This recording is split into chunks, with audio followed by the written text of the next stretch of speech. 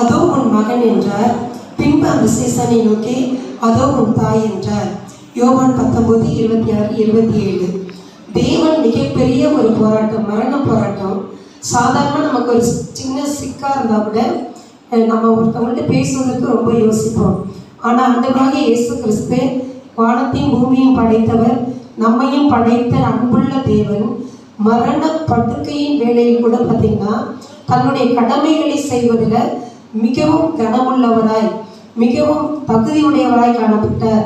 என்ன சொல்றார் அப்படின்னா, பெற்றோரை கனம் பண்ணுவதில் மிகவும் கரெக்டாக தன்னுடைய லைஃப் அவரு டேன் பண்ணி நடத்துறாரு. யாத்திராகமம் 20:12 உன் தேவனாகிய கர்த்தர் உனக்கு கொடுக்கிற தேசத்திலே உன் நாட்கள் நீடித்திருப்பதற்கும் உன் தகப்பனையும் உன் தாயையும் கனம் பண்ணுவாயாக. இன்னைக்கு அநேகருடைய வாழ்க்கை நிறைய வியாதி, நிறைய கஷ்டம், நிறைய தோல்வி. அதுக்கு என்ன காரணம் அப்படின்னு சொல்லி நம்ம பார்ப்போமானால், உன் தகப்பனையும் உன் தாயையும் கண்டிப்பாக நீ கனம் பண்ணியிருக்க மாட்டேன் ஏதோ ஒரு வகையில். அப்போ இந்த வார்த்தை நிறைவேறணும்னா இன்றைக்கு ஒரு தீர்மானம் எடுங்க.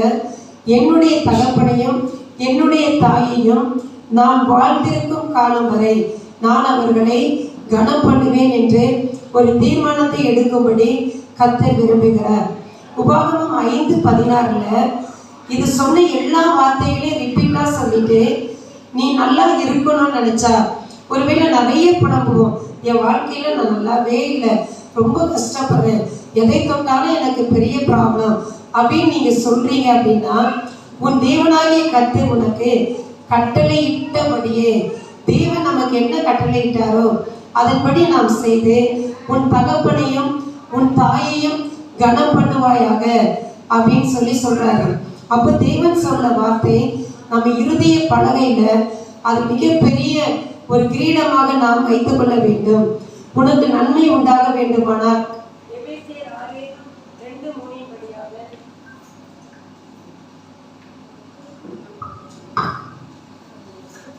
பூமியிலே உன் வாழ்நாள் நீடித்திருப்பதற்கும் உன் தகப்பனையும் உன் தாயையும் நீ கனம் பண்ணுவாயாக அப்படின்னு சொல்லி வாக்கு தத்தம் உள்ள முதல் கற்பனையா இருக்கிறது. ஒருவேளை இன்றைக்கு நீங்கள் தாயை தகப்பனை கனம் பண்ணாது இருந்தீர்களானால் இன்றைக்கு ஒரு தீர்மானத்தை நீங்கள் எடுக்கும்படியாய் அன்பாய் கேட்டுக்கொள்கிறேன். மத்தேயு 5:4 19:19 தாயையும் தகப்பனையும் நீ நிந்திக்கிறவனானால், ஒருவேளை சபிக்கிறவனானால், திட்டுகிறவரானால், நீங்கள் அப்படிப்பட்ட நபராக இருந்தால் அவர்கள் கொல்லப்பட வேண்டும் என்று வேதம் சொல்லுகிறது. தாயும் தகப்பனை நீங்க ஒருவேளை சண்டையை நிமித்தமா அடிக்கிற சூழல் வந்தாலும் அவர்களும் கொல்லப்பட வேண்டும். மிகப்பெரிய ஒரு பொறுப்பை கர்த்தர் நமக்கு கொடுத்திருக்கிறார். அவர்களை கனம் பண்ணுவது மாத்திரமல்ல, அவர்களை கவனித்துக் கொள்ள வேண்டும். எப்படி கவனித்துக் கொள்வீர்கள்? ஒவ்வொரு நாளும் அன்பாய் நீங்க பேச வேண்டிய வாய்ப்பு இருந்தால் கண்டிப்பா தினந்தோறும் உன் தாய்க்கு தகப்பனுக்கு என்ன செய்யணும்? டெய்லி ஒரு ஃபோன் மூலமாவது ஒரு நீங்க விசாரிக்க வேண்டாம், அம்மா நல்லா இருக்கீங்களா, அப்பா நல்லா இருக்கீங்களா, இவ்வளவுதானே நீ கேட்க போற. ஒருவேளை கொடுக்க உனக்கு பிராணி இருக்குமானால் பண உதவி செய்யலாம், பொருட்கள் செய்யலாம். ஒரு சின்ன இதுவை கொடுத்து ஒவ்வொரு முறையும் உன்னோட தாயை தகப்பனையும் நீங்க சர்ப்ரைஸ் பண்ணலாம். பெற்றோர்களுடைய முழு ஆசையும் பாசம் நேசம் எல்லாம் என்னன்னு கேட்டீங்கன்னா, ஃபர்ஸ்ட் கர்த்தருடைய பிள்ளைங்களுக்கு கடவுள் தான், அதுல எந்த மாற்றம் இல்லை. ரெண்டாவது என்னன்னு கேட்டாங்கன்னா, பிள்ளைகளை குறித்ததான அன்பு அந்த இதயத்துல பயங்கரமா இருக்கும்.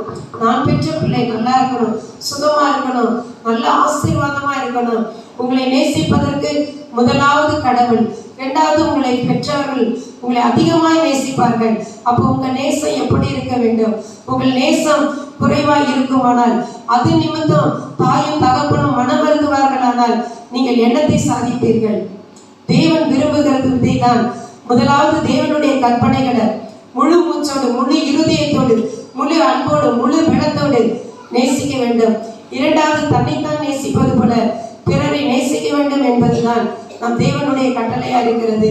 நீங்களும் நானும் அதை சரியாய் செய்கிறோமா என்று இன்றைக்கு ஒரு வினாவை எழுப்புங்கள். மற்றவர்களை நேசிக்கிற நீங்கள் தாயும் தகப்பனையும் நீங்கள் கனம் பண்ண வேண்டும். இரண்டாவது அவர்களை கவனித்துக் கொள்ள வேண்டும். அவங்களுக்கு என்ன தேவை? ஆஸ்பத்திரி கூட்டிட்டு போகணுமா, கூட்டிட்டு போங்க. ஒவ்வொரு நாளும் தாய்க்காக தகப்பனுக்காக நீங்கள் ஜெபிக்க வேண்டும். வயது சென்ற தகப்பனுக்கு நீங்க செவி கொடுங்க. அவருக்கு தான் வயசாயிடுச்சுல, அவர் என்ன சொல்றது நான் என்ன கேட்கறது அப்படிங்கிற வார்த்தை உன் இருதயத்தில் கூட வரக்கூடாது. உன் தாய் வயது சென்றவள் ஆகும்போது அவளை அசட்டை பண்ணாத. அந்த தாயின் தகப்பனும் நிறைய லைஃப்ல நீங்க யோசிச்சு பார்த்தீங்கன்னா அவங்க கூட சாப்பிடாம உங்களுக்கு உணவு கொடுத்திருப்பாங்க. தன் உயிரை பொருள்படுத்தாது பிள்ளைகளுக்காக வாழ்ந்து கொண்டிருக்க எத்தனையோ தாய் தகப்பன்மார்கள் இன்றைக்கு இருந்து கொண்டுதான் இருக்கிறார்கள். தயவு கூர்ந்து தேவ ஜனங்களாகிய நீங்கள் பெற்றோர்களை கவனித்துக் கொள்ளுங்கள். அது உங்களை கவனிக்க தேவன் உங்களை கவனித்துக் கொள்வார். மூன்றாவதாக அவர்களை காத்து கொள்ளுங்கள். நீதிமொழிகள் 1:8, என் மகனே உன் தகப்பன் புத்தியை நீ கேள், உன் தாயின் போதகத்தை நீ தள்ளாத. தகப்பன் என்ன சொன்னாலும் சரி. ஆபிரகாம் பாத்தீங்கன்னா ஈசாக்க கூட்டிட்டு போயிட்டு வயது பெரியவர் தான், சின்ன வயது குட்டி பிள்ளைலாம் இல்லை, ஓரளவுக்கு ஏஜ். அப்பா பலி செலுத்துறதுக்கு ஆடி எங்கேன்னு கேட்டான். கர்த்தர் பார்த்து கொள்வார் என்று சொல்லி. ஆனா அங்க போகும்போது தன் மகனை கட்டி வைத்து தன் கையில் இருந்த அருவாளை ஓங்கி இருக்கிறார். ஈசாக்கு ஒரு வார்த்தை கேட்கவில்லை. அன்பார்ந்த பிள்ளைகளே, தாயையும் தகப்பனையும் நம்புங்கள். என்னை கொன்று போட்டாலும் சரி நான் அவர் மேல் நம்பிக்கையா இருப்பேன் என்று சொல்ல யோபு நமக்கு ஒரு முன்மாதிரியா இருக்கிறார். ஒரு தாயும் தகப்பனும் நிச்சயமாகவே உங்களை கொல்ல மாட்டார்கள். தகப்பனுக்கு தாய்க்கும் நீங்கள் பயந்திருங்க. அது மாத்திரமல்ல, லேவியர் 19:3 தாய்க்கும் தகப்பனுக்கு நீங்கள் பயந்திருக்க வேண்டும். எதற்கு பயப்பட வேண்டும்?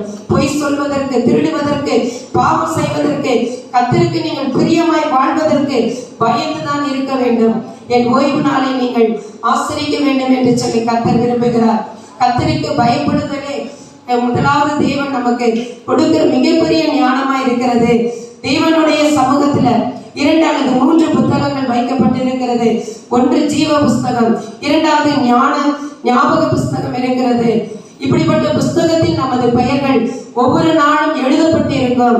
எனவே நீ ஒருவேளை என் தாய்க்கும் தகப்பனுக்கு செய்கிறதை யாருக்கும் தெரியவில்லை என்று நினைப்பாயானால் இன்றைக்கு நினைத்துக் கொள்ளுங்கள். ஜீவ புஸ்தகம் இருக்கிறது, ஞாபக புஸ்தகம் இருக்கிறது. அதில் உங்கள் பெயர் இருக்கும்.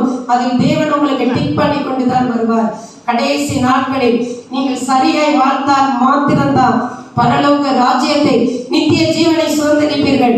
என் ஆண்டவராகிய இயேசு கிறிஸ்து உனக்காகவும் எனக்காகவும் தான் ரத்தம் சிந்தி உங்களையும் என்னையும் மீட்டெடுத்தார். அப்படிப்பட்ட தேவன் மரண தருவாயில சொன்ன இந்த வார்த்தையை பிடித்துக் கொள்ளுங்கள். நீங்களும் நானும் சுதந்திரிப்போம் நிச்சயமாகவே. கர்த்தர் கொடுத்த வார்த்தைக்காக ஸ்தோத்திரம். எங்களை உண்மையை உத்தமமாய் என் தேவனுடைய வார்த்தை என்ன இருக்கிறதோ அதை அப்படியே ஆமென் என்று நாங்கள் ஏற்று உமக்கு பிரியமாய் நடப்பதற்கு எங்களை அப்படியே முற்றிலுமாய் தாழ்த்துகிறோம், வெறுமையாக்குறோம். பெரிய காரியங்களை செய்ய இயேசுவின் நாமத்தில் ஜெபிக்கிறோம் நல்ல பிதாவே. ஆமென். ஆமென். கரங்களை தட்டி